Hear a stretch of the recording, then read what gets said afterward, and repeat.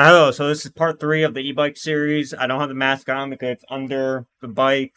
That's a whole thing. In this video, we're just gonna talk about what's going on, what parts aren't fitting, and please subscribe that way. Yes. Okay, anyways. Originally bought this for I think it's called a cassette, for the front gear issues. It's a tube, it's not the box shape. This is a box shaped as seen here. I'll bring the camera up close. It won't fit. We can't use it. We have it, but it's not usable, so we have to get rid of it, sadly. Or maybe sell it, because it's too late to return it back to Amazon, which kind of sucks. So then I bought one that was 64 tooth. I'm like, oh yes, this will fit the e-bike. No, my idiot self didn't really measure or think to measure. Then the next thing was this. I'm like, oh, this will give me a lot of speed. It'll fit. It does not fit.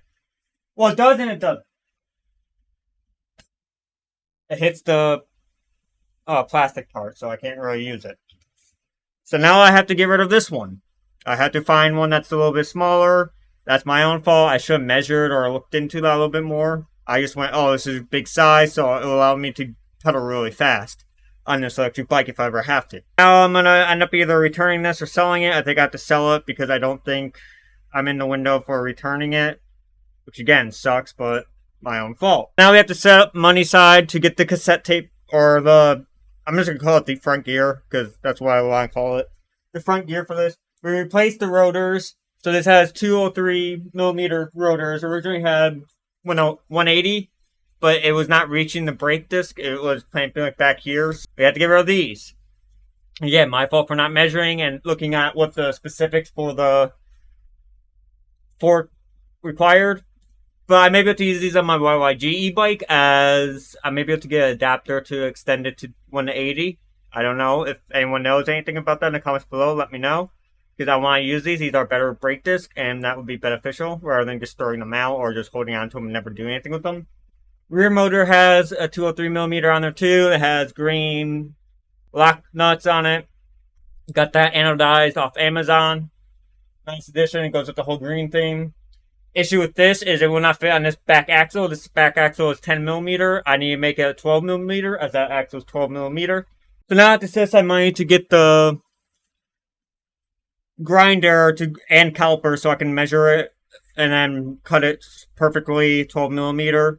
But right now money is tight as things are going on freelance, so I'm not getting paid properly as I should, but it's whatever. So the project is now on hold until I have money coming in to put towards this.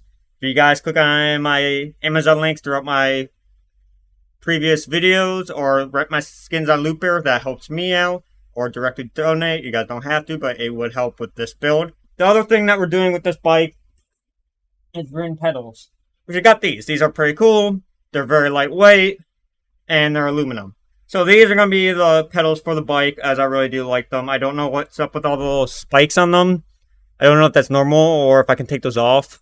If they're normal, I'll just leave them on. If not, I'd rather take them off, as I feel like that's going to get annoying to me, unless it helps with grip. If that's the case, again, leaving it on. We also went through and... Alright, let me see how far I can pull this camera. There we go.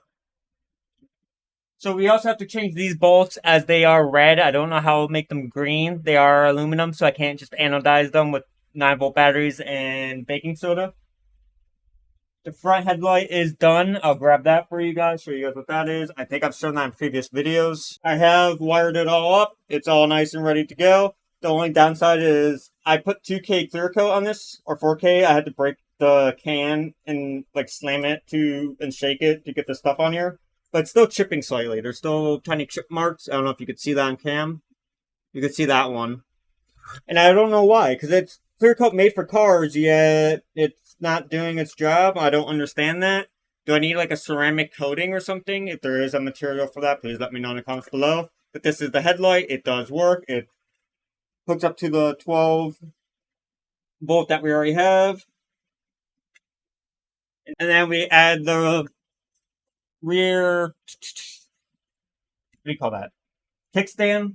We add some silicone to it so that way it didn't scrape the paint off, because this frame is steel, not aluminum, because of how much torque it's going to have. An 8,000 watt motor, so aluminum would probably just snap in half or I don't even know. I don't even want to know what would happen with that powerful of a motor. Then we have the seat post. Now, I bought this seat post thinking it would fit. It does not. That's my own fault. I bought from a different brand because they looked exactly the same, but the measurements on the back are different, so I can't use this. Good news, though, is I know the speed controller will fit. I know the tail lights will fit because everything else is exactly the same except for the mounting point. That is slightly different. So we're good in that area. At least I know this concept will work. And I want more airflow going towards the speed controller as it is waterproof, and more airflow because it won't overheat, and then I won't have to worry about fires potentially, hopefully. That will cost $99 to buy the replacement seat, but again, that's on hold. Here's the battery that will be powering the thing. This will power the horn, this will power the taillights, this will power the front headlight. And we're going to be using this. I just got to figure out how I'm going to mount it inside, because I want it at the very front. I'll probably use zip ties to mount it down onto the styrofoam that I put in here.